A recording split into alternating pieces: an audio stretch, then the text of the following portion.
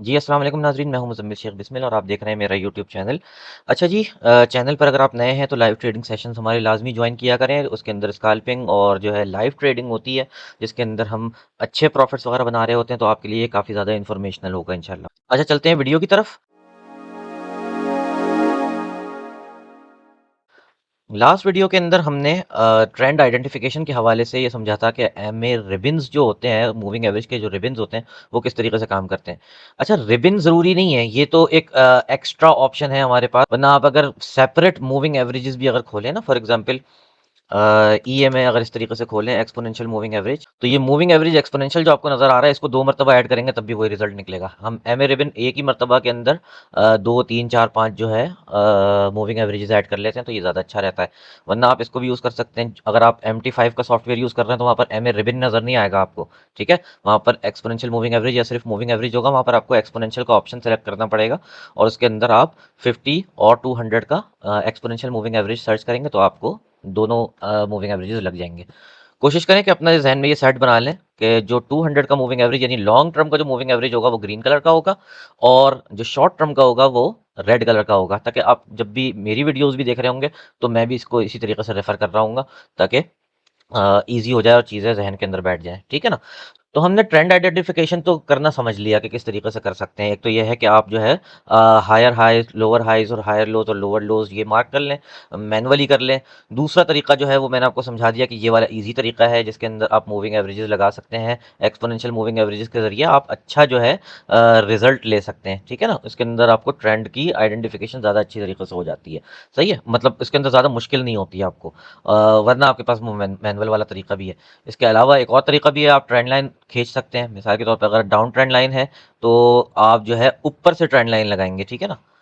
ये तरीक़ेकार भी है एक, यानी कि ये जितनी भी जो ट्रेंड की जो आपकी मूवमेंट है नीचे की तरफ, उसके ऊपर आप ट्रेंड लाइन लगाएंगे। डाउन ट्रेंड के अंदर हमेशा ऊपर की तरफ प्राइस के ऊपर ट्रेंड लाइन लगती है, और ये जो अप ट्रेंड है इसके अंदर प्राइस के नीचे ट्रेंड लाइन लगती है। ठीक है ना।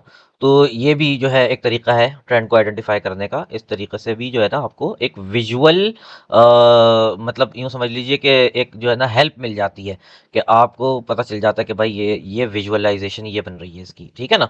तो ये भी तरीक़ेकार हो सकता है, आप ट्रेंड लाइन भी लगा सकते हैं। मतलब इसको अलग अलग लोग अलग अलग तरीक़ों से प्रेफर करते हैं, जिस तरीके से आप प्रेफर करें आपके लिए ईजी हो उस तरीके से कर लीजिए। वरना ये जो मूविंग एवरेज है, ये ज़्यादा बेहतर तरीका है मेरे ख्याल से। इसके अंदर आपको फौरी तौर पर ट्रेंड का आइडेंटिफिकेशन, मतलब बगैर किसी मेहनत के फौरी तौर पर आपको विजुअलाइज हो जाएगा।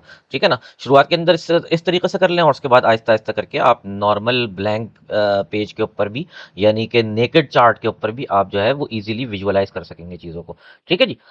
अच्छा, अब जो है हम थोड़ा सा स्ट्रेटेजी की तरफ आते हैं। स्ट्रेटेजी क्या होती है? स्ट्रेटेजी सेट ऑफ रूल्स है, जिन रूल्स की बुनियाद के ऊपर हम ट्रेड के अंदर इंटर होते हैं। ठीक है ना। अब मिसाल के तौर पर ट्रेंड को तो आइडेंटिफाई कर लिया। अब प्रॉब्लम ये है कि ये मुझे कब पता चलेगा कि मुझे ट्रेड में कब इंटर होना है। ठीक है। अब मिसाल के तौर पर भाई ये ग्रीन लाइन ऊपर है, रेड लाइन नीचे है, मैं सेल में इंटर कब हूं, ये सवाल है। तो ये सवाल का जवाब जो है वो स्ट्रेटेजी देती है आपको। स्ट्रेटेजी सेट ऑफ रूल्स होते हैं कि जब ये पैरामीटर पूरा हो जाएगा तो मैंने सेल ले लेनी है, या फिर जब फला फला फला फला पैरामीटर पूरा हो जाएगा तो फिर मैंने बाय के अंदर ट्रेड लेनी है।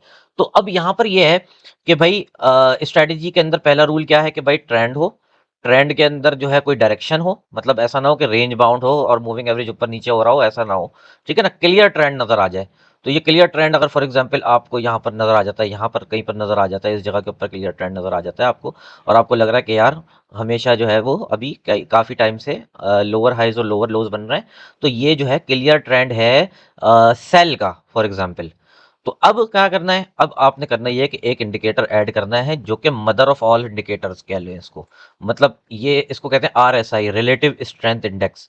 रिलेटिव स्ट्रेंथ इंडेक्स, रिलेटिव का मतलब प्राइस के हिसाब से चेंज होने वाला और मोमेंटम के हिसाब से आगे पीछे होने वाला। रिलेटिव कहते हैं कि जो एब्सोल्यूट ना हो, यानी कि परमानेंट ना हो और चेंज हो रहा हो, रिलेटिव हो वक्त के हिसाब से या प्राइस के हिसाब से या मूवमेंट्स के हिसाब से या मोमेंटम के हिसाब से या किसी भी हवाले से कोई डिपेंडेंसी की वजह से कोई चीज़ अगर चेंज हो रही हो तो उसको कहा जाता है रिलेटिव। ठीक है ना। तो रिलेटिव स्ट्रेंथ इंडेक्स है, ये स्ट्रेंथ का पता लगाता है लेकिन रिलेटिवली, यानी टाइम बाउंड स्ट्रेंथ स्ट्रेंथ का पता लगाता है। ठीक है जी। तो रिलेटिव स्ट्रेंथ इंडेक्स अब ऐड करेंगे। और ऐड करने के बाद यहाँ पर आप देखेंगे कि ये नीचे एक ऑसिलेटर ऐड हो जाता है। ऑसिलेटर हर वो चीज़ होती है जो 0 से 100 के दरमियान में मूवमेंट हो रही हो जिसकी, ठीक है ना? तो ये कभी 0 से नीचे नहीं जा सकता और 100 से कभी ऊपर नहीं जा सकता। इसी वजह से ये रिलेटिव स्ट्रेंथ इंडेक्स है। मतलब मार्केट तो बहुत-बहुत ऊपर भी चली जाएगी, लेकिन ये कभी 100 से ऊपर नहीं जाएगा, और मार्केट बहुत-बहुत ज़्यादा नीचे भी चली जाएगी, लेकिन कभी ये 0 से नीचे नहीं जाएगा। तो ये ऑसिलेटर है, ठीक है ना? ऑसिलेटर मतलब 0 टू 100 मूवमेंट, सही है? अब इसके अंदर से हमने क्या करना है, हमने करना ये है कि इसकी सेटिंग्स के अंदर, यहाँ से जो सेटिंग्स है, ये सेटिंग्स के अंदर से हम जो है इसके स्टाइल के अंदर आने के बाद इसको बंद कर देंगे। जो येलो लाइन नजर आ रही थी ना, इसको हमने कर दिया बंद, ठीक है? और इनपुट्स के अंदर जाने के बाद 14 को आपने 11 कर दिया। ये मैं अपनी सेटिंग्स बता रहा हूँ, आप इसके अंदर 11 की जगह 10 कर सकते हैं, 12 कर सकते हैं, जो चीज़ आपको ज़्यादा सूटेबल लग रही हो। थोड़ा सा इसको टेस्ट करके देखेंगे तो आपको ज़्यादा अच्छे तरीके से समझ में आ जाएगी, ठीक है जी? तो 11 कर दिया मैंने इसको, ओके कर देते हैं। अब आपको यहाँ पर कुछ चीज़ें नज़र आ रही हैं, जिनको ज़रा गौर से देखिएगा, मैं आपको बहुत क्लियर तरीके से समझाने की कोशिश करूँगा, ठीक है ना? इसके अंदर 2 ज़ोन्स होते हैं, ठीक है? एक ज़ोन वो जो 70 से ऊपर है। अच्छा, इस 70 को आप एडजस्ट कर सकते हैं। 70 जो है ये वाला, देखें स्टाइल के अंदर आएँगे, तो ये 70 की जगह आप 80 भी कर सकते हैं, सही है ना?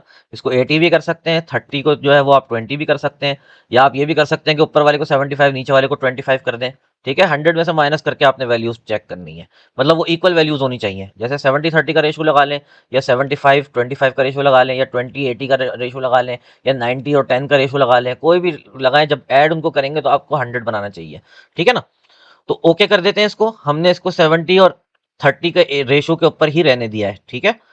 तो अब बात यह है कि जब भी ये मार्केट इस बैंड से, यानी कि 70 के 70 के बैंड से ऊपर निकलती है, या 30 के बैंड से नीचे निकलती है, तो एक फिनोमिना क्रिएट होता है जिसको हम कहते हैं ओवर बाइंग या ओवर सेलिंग का फिनोमिना, ठीक है? अब बात यह है कि अब मिसाल के तौर पे यहां पर आप देखें, मार्केट जो है वो यहां से नीचे आई, और यहां पर आरएसआई जो है वो यहां पर आपको क्या शो कर रहा है, 12.72 की रेटिंग यहाँ पर ये शो कर रहा है, ठीक है ना? ये देखिए यहाँ पर ये जो है ना, ये जो वैल्यू चेंज हो रही है हर कैंडल के साथ, कि यहाँ पर जब हम आएंगे तो 12.72 का जो है वो शो कर रहा है रीडिंग। ये क्या रीडिंग है? ये रीडिंग ये है कि एक एक खास सेशन के अंदर, यानी कि इतने छोटे से एरिया के अंदर मार्केट बहुत ज्यादा नीचे गिर गई, तो इस वजह से ये 30 से नीचे निकला, 20 से भी नीचे निकला, और ये 12 तक जा पहुंचा है, ठीक है ना? तो ये वजह है, इसको इस वजह से कहा जाता है कि रिलेटिव स्ट्रेंथ इंडेक्स है। मार्केट उसके बाद इससे भी नीचे गई है, यहां पर आप देखें, लेकिन यहां पर आरएसआई जो है वो 26 है। समझ में आ रही है ये बात? तो रिलेटिव है, यानी कि टाइम बाउंड है। किसी खास पीरियड के अंदर बहुत ज्यादा जो है ना मूवमेंट अगर हो जाए, तो ये ओवरबॉट या ओवरसोल्ड हो जाता है। यानी कि इतने टाइम के अंदर आम तौर पे इतनी ज्यादा बाइंग या इतनी ज्यादा सेलिंग नहीं होती है, और इस वाले टाइम के अंदर अपने नॉर्मल रेट से बहुत ज्यादा मूवमेंट हो गई है। इस वजह से अब यहाँ पर देखें, ये 80 के ऊपर पहुंचा हुआ है, ठीक है जी? ये 80 के ऊपर पहुंच गया है, ये रिलेटिव स्ट्रेंथ इंडेक्स यहाँ पर, ये देखें इस पॉइंट के ऊपर जब आप रीडिंग देख रहे होंगे 80.89 शो हो रही है ना? तो यहाँ पर जो है, अच्छा मार्केट उसके बाद उससे भी ऊपर गई है, लेकिन यहाँ पर 74 की रीडिंग है। क्यों? क्योंकि उसके बाद मोमेंटम टूटा है। गौर से देखें जरा आप कैंडलों को, गौर से देखें कैंडलों को। ये देखें यहाँ पर ये 80 शो कर रहा है इस पॉइंट के ऊपर। मार्केट उसके बाद उससे भी ऊपर गई, लेकिन नीचे आकर क्लोज हो गई। उसके बाद छोटी छोटी कैंडलें बनना शुरू हुई, इस वजह से आरएसआई नीचे आना शुरू हो गया, यानी कि मोमेंटम गिरना शुरू हो गया। तो जब तक मोमेंटम ऊपर की तरफ रहेगा, हाई होता रहेगा, यानी कि मतलब चाहे मार्केट नीचे जाए या ऊपर जाए, मोमेंटम जब स्ट्रांग होता रहेगा, तो ये स्ट्रेंथ इंडेक्स जो है वो बढ़ाता रहेगा अपनी रीडिंग को, ठीक है ना? तो ये जो है इसका मेन फिनोमिनन है, ठीक है? तो हम इसको इसी बुनियाद के ऊपर कंसिडर करते हैं कि भाई ये स्ट्रेंथ का सबसे बड़ा इंडिकेटर है, सही है? और मतलब आरएसआई एक ऐसा इंडिकेटर है जिसको अगर आप सही तरीके से यूज कर लें, मतलब बहुत आसानी से $100 के ऊपर $4-5 रोज का बना सकते हैं, ठीक है? कोशिश करें कम बनाएं, लेकिन आमतौर पे ऐसे लड़कों को मैं जाती तौर पर जानता हूं। बल्कि अगर, हाँ, अगर आप हमारे लाइव सेशन ज्वाइन करें तो आपको लाइव इसका मुशाहिदा मिलेगा कि रोजाना की बुनियाद के ऊपर हम अच्छे खासे पैसे बना लेते हैं आरएसआई की बुनियाद के ऊपर, ठीक है ना? तो आरएसआई एक ऐसा इंडिकेटर है जो हर हाल में, हर मार्केट के अंदर, हर किसी इंस्ट्रूमेंट के अंदर काम करता है, ठीक है? लेकिन बात यह है कि सही तरीके से आप इसको फॉलो करें और इसको पकड़ के रखें। मतलब आपने इसको ऐसा गिरफ्त के अंदर लेना है कि कभी छोड़ना नहीं है जिंदगी के अंदर। आरएसआई जो है ना वो आपको इतना पैसा जनरेट करके दे सकता है कि और कोई चीज इतना ज्यादा पैसा इतने सिंपल तरीके से आपको जनरेट करके नहीं दे सकती। ठीक, ये बात क्लियर हो गई। चलिए अब चलते हैं स्ट्रेटेजी की तरफ। तो आरएसआई का तो आपको कंसेप्ट समझ में आ गया। अब बात यह है कि भाई आरएसआई को यूज हमने किस तरीके से करना है। उसके अंदर पहला रूल यह है कि हम जो है ट्रेंड आइडेंटिफाइड, सही है ना, अप ट्रेंड है या डाउन ट्रेंड है आइडेंटिफाई हो गया, ठीक है। दूसरे नंबर के ऊपर हम क्या करेंगे, दूसरे नंबर के ऊपर हम आरएसआई को लेंगे। अब आपने आरएसआई को जो है ना थोड़ा सा गौर करना है, और गौर किस तरीके से करना है, ये डाउन ट्रेंड की उसके अंदर मैं बता रहा हूँ अब आपको कि डाउन ट्रेंड अगर मिसाल के तौर पे मार्केट आ रही है, तो ये रीसेंट मार्केट है तो इस वजह से इसके ऊपर काम कर रहे हैं हम।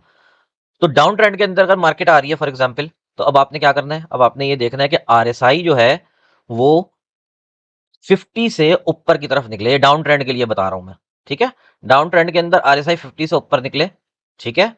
और आपके पास लास्ट जो लो, आपके पास जो लास्ट हाई है वो जो है, ये देखें ये लास्ट हाई है,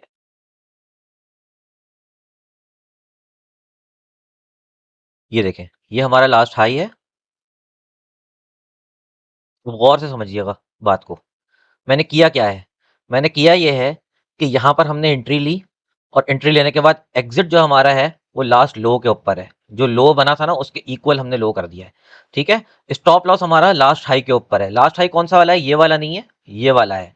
क्यों ये वाला है, क्योंकि इसके बाद जो है जब हमारे पास लास्ट लो टूटा है, स्विंग लो जब बनाया है, ब्रेक ऑफ स्ट्रक्चर जब दिया है, तो उससे पहले वाला सबसे हाई पॉइंट यही वाला है, ठीक है ना।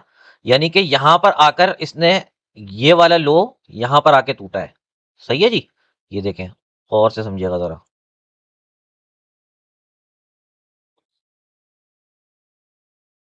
ये देखें,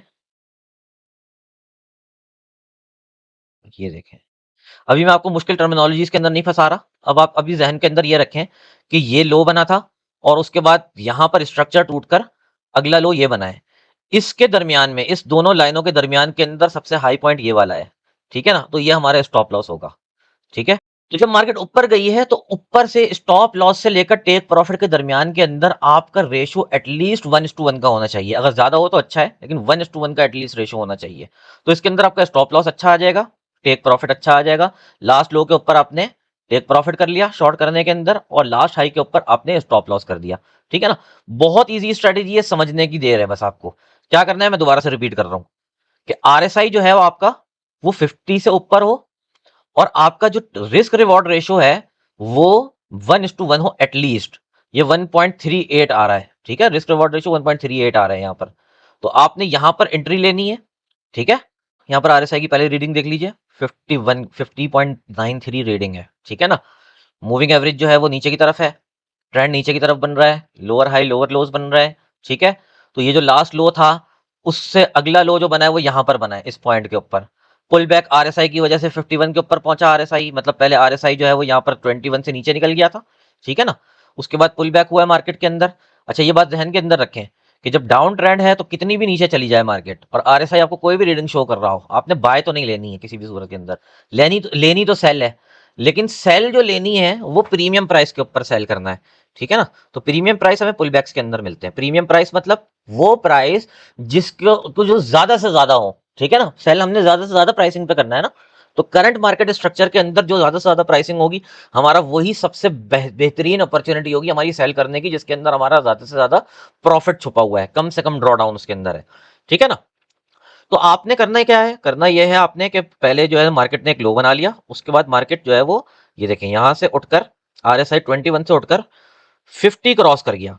50.93 के ऊपर मैंने ट्रेड लगा दी यहां पर, ये देखकर कि मेरा स्टॉप लॉस जो है वो जितना है उससे 1.43 ज्यादा जो है मेरा टेक प्रॉफिट है, ठीक है। यहां पर ट्रेड लगा दी, सीधी जो है वो नीचे की तरफ आ गई मार्केट। अब यहां पर टेक प्रॉफिट मेरा हिट हो गया, उसके बाद मैं क्या करूं, उसके बाद फिर इंतजार है। अब मार्केट फिर स्ट्रक्चर जो है वो दोबारा से अपना पुल बैक लेना शुरू करेगी। ये देखें ये हमारा जो है, ये हमारा टेक प्रॉफिट हिट हो गया, ठीक है। उसके बाद मार्केट यहां पर आती है, यहां पर आने के बाद मार्केट दोबारा से ये देखें 54 जो है वो हिट कर जाती है। 54 हिट करने के बाद अब मैं क्या करूंगा, अब मैं दोबारा से नई शॉर्ट पोजीशन लूंगा, और इस मरतबा मेरा स्टॉप लॉस ये वाला है कि जब मार्केट ने स्ट्रक्चर अपना ब्रेक किया था और लो जो है वो नया बन गया। यहां पर आपको कितने की एंट्री मिल गई? 1.84 रेशो। ठीक है, यानी कि अगर जाएगा तो $10 जाएगा और आएगा तो $18 आएगा, या अगर जाएगा तो $1 जाएगा और आएगा तो $1.84 आएगा। ठीक है जी। उसके बाद लास्ट लो के ऊपर दोबारा से हमने क्लोजिंग कर दी, ये रहा क्लोजिंग। उसके बाद क्या करेंगे? उसके बाद फिर इंतजार करेंगे पुल बैक का, और यहाँ पर पुल बैक दोबारा से आ गया, 52 की रीडिंग है। ठीक है जी, दोबारा से ट्रेड ले सकते हैं यहाँ पर। ये देखें, लास्ट लो के ऊपर हमने जो है वो स्टॉप लॉस को रख दिया, ये रहा।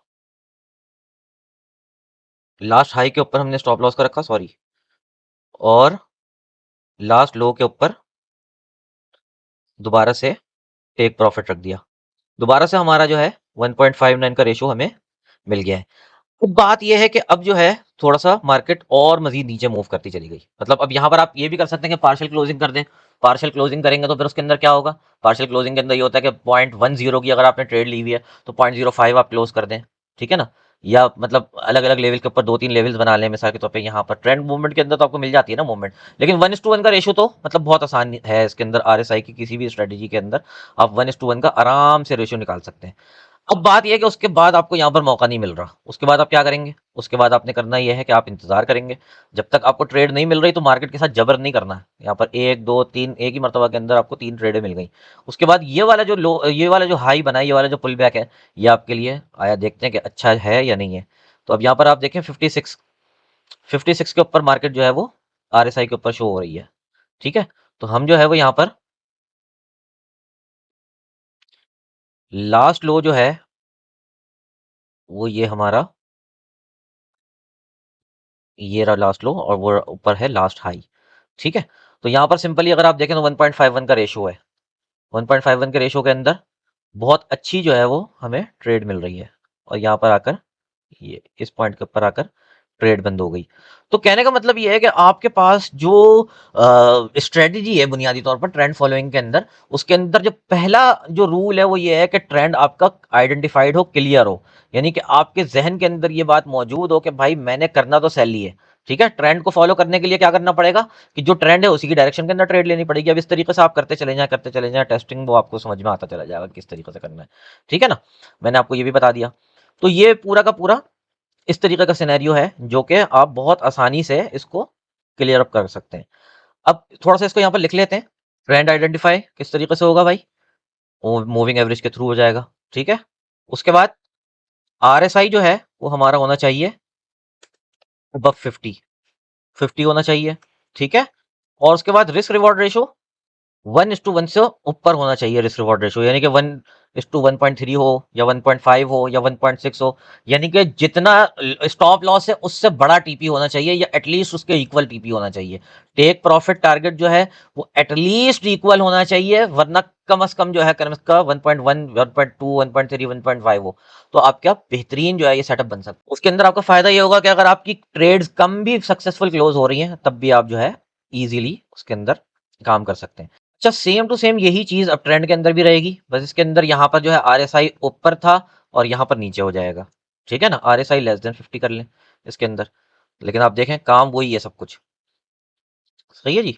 अच्छा, एक और चीज याद रखें कि ट्रेंड अगर नहीं है तो ये दोनों चीजें अगर क्लियर हो रही हो तो कोई फायदा नहीं है। ठीक है, अगर ट्रेंड है और रिस्क रिवॉर्ड रेशो का आपको जो है वो नहीं सही तरीके से मिल रहा तो फिर बेकार है काम करना।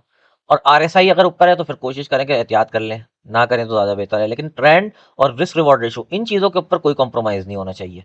ठीक है ना, और आरएसआई आपको बेहतरीन पुल बैक की स्ट्रेटेजी के अंदर जो है उसका आपको मतलब अच्छा जो है सेटअप बनाकर दे देता है। मतलब आप ये देखें, यहाँ पर कोई पुल बैक नहीं आ रहा था तो आरएसआई भी ऊपर ही ऊपर घूम रहा था। ठीक है, यहाँ पर पुल बैक आया है तो आरएसआई ने आपको अच्छी एंट्री दे दी है। क्या ख्याल है? ये देखें, इसी तरीके से यहाँ पर आप देखें, तो मिसाल के तौर पर ये देखें, लॉन्ग पोजीशन अगर हम यहाँ से लेते हैं, ये रही आरएसआई कितना है, बिलो 50 है या नहीं है? 33 के ऊपर है। सही है ना, तो 33 है, और यहाँ पर हम जो है स्टॉप लॉस हमारा ये रहा 1.19 का आरएसआई, 1.19 का रेशो आ रहा है रिस्क रिवॉर्ड पर। ठीक है, तो बेहतरीन एंट्री है ये। इसी तरीके से दोबारा से एंटर हो जाए अगर दोबारा से पुल बैक आ गया तो और से देखते जाएं। दोबारा से पुल बैक है। कहाँ पर पुल बैक आ रहा है भाई? पुल बैक ये रहा।